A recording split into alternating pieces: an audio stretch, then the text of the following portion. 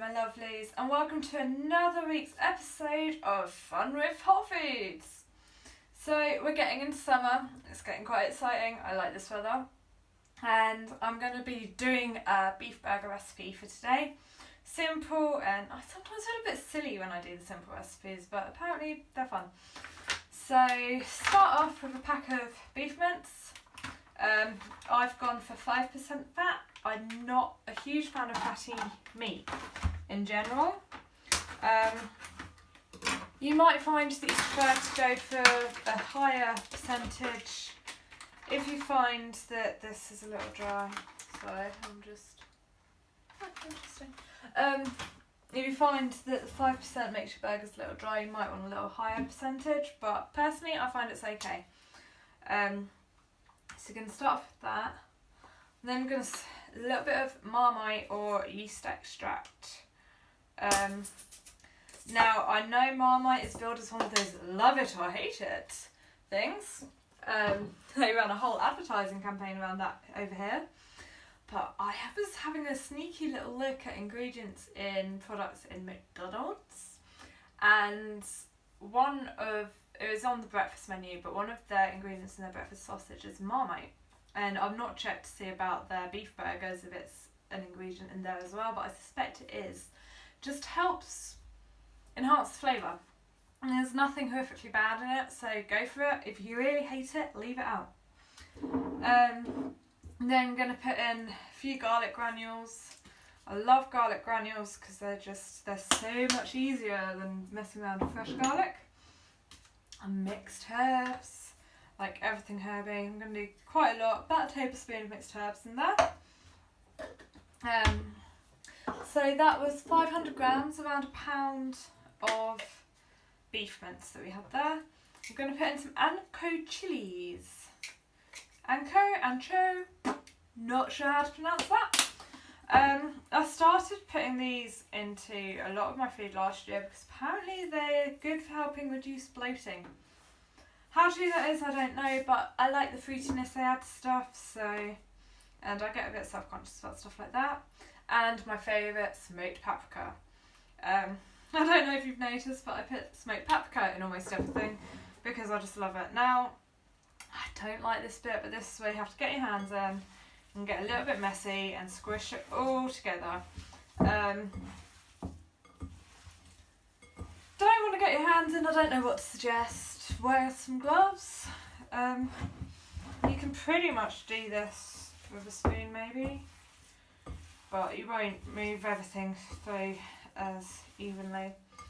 Of course, instead of buying pre-minced or pre-ground beef, you can always grind your own with a mincer at home if you are that way inclined.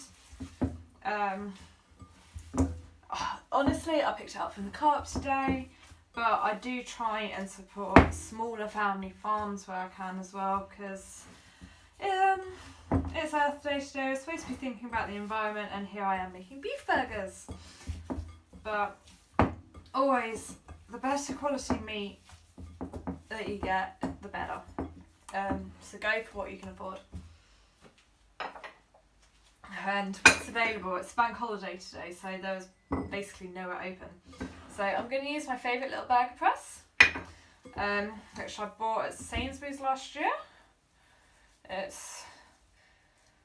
I mostly like it because it's cute. So this will make 4 burgers, 4 quarter pounders. So just split up your roughly into 4, weigh it out if you want to be fastidious. And you can just roll in a ball and press to make your burger, or you can put it into a burger press and go wee slap to make a nice roundy shaped burger. And I like the ridges that leaves on the burger as well. So we're just going to do that 4 times to make our 4 burgers. And we're going to pop them onto a baking tray, ready for the oven. They will shrink a bit when they cook. So I always cook burgers in the oven, and then I finish them off on the grill, in a griddle pan or outside on a barbecue, just to get that final bit of flavour and charring to the burger. But I do prefer to cook them in the oven first to make sure the meat's cooked through. It also means that I can pre-cook and store them cooked so it doesn't take so long when I'm preparing dinner the next time. And also you can freeze these uncooked or cooked quite easily. I would suggest freezing them with a little bit of greaseproof paper in between each one. I'm going to rinse off my hands. And then we're going to do a blue Peter moment, everyone. As we put them in the oven and slide another lot out with, and here's one I made earlier. Right. There are many ways that you can serve your burger, and I will be showing a few different suggestions on my blog, so do go and check that out because I'm going to be eating these for like 8 meals, so I'm going to have some fun with how I serve them up. But as you can see, it's cooked through nicely, it's shrunk, but these have actually come up quite golden, which means my oven must be a bit higher than I think. And I'm going for a bit of a Med theme, so I'm going to pop some Mediterranean roasted vegetables next to them, which I will do a little recipe for how I do them another week. Oh, I need more veg in that, I love my veg. I thought this would actually do 2 portions, but it doesn't, that only does 1 Ruth-sized portion of veg. Ruth-sized portions of veg are quite large, and running with the Mediterranean theme, I'm going to pop some goat's cheese on top of my burger, because I absolutely love goat's cheese when I can get it in the packet. Oh, to be fair, I love it all the time, but I can only have it when I can get it in the packet. So I like the round goat's cheeses that are a bit like mini bries.